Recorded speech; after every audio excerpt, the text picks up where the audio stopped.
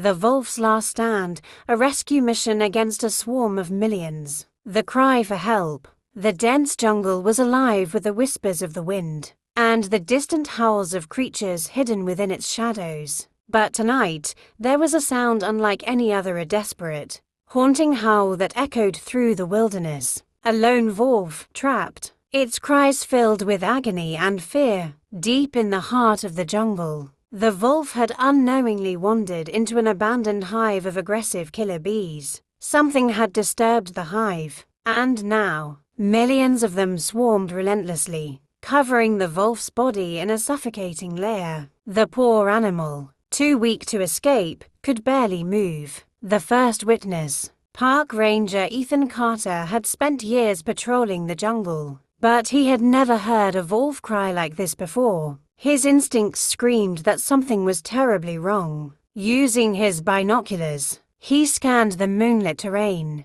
and what he saw sent shivers down his spine. A massive swarm of bees, pulsating like a dark cloud, with the outline of a struggling wolf barely visible beneath them. Knowing the wolf wouldn't last much longer, Ethan radioed his team. "We have an emergency. We need the rescue unit here now." The race against time, the rescue team, led by biologist Dr. Claire Reynolds, was already on high alert, equipped with protective suits, smoke canisters, and tranquilizer darts. They raced toward the location. Every second counted. The wolf could succumb to the venom at any moment. As they arrived, the deafening hum of the bees filled the air. "We need a plan," Claire said. "We can't just rush in. Smoke and shadows." The team knew that smoke was the only way to subdue the swarm. Ethan ignited a special non-toxic smoke bomb designed to calm aggressive bees. Within moments, the thick smoke began to spread, making the bees momentarily disoriented. But then, something unexpected happened. Instead of dispersing, the swarm became even more aggressive. The smoke wasn't working fast enough, and the wolf let out another weak, heart-wrenching howl. A desperate maneuver. Change of plan, Claire shouted.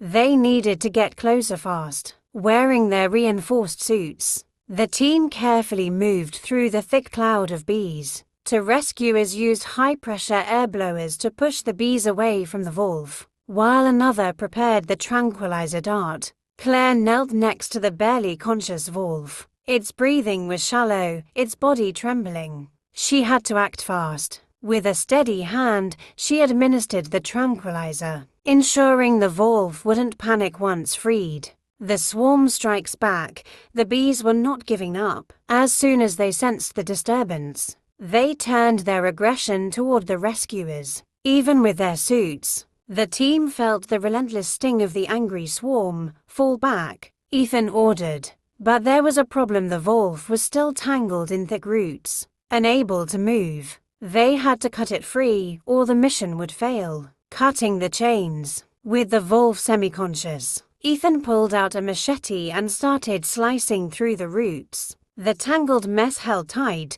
as if nature itself refused to let go. Every second was precious. Finally, with one final swing, the roots gave way. The wolf collapsed onto the ground, but it was free. Now, they just needed to get it to safety. The final sprint. With the bees still relentless, the team lifted the wolf onto a stretcher and rushed toward their escape vehicle. Smoke bombs continued to disorient the swarm, buying them just enough time. As they reached the truck, Claire injected an anti-venom into the wolf's bloodstream. "Come on, boy, stay with us," she whispered.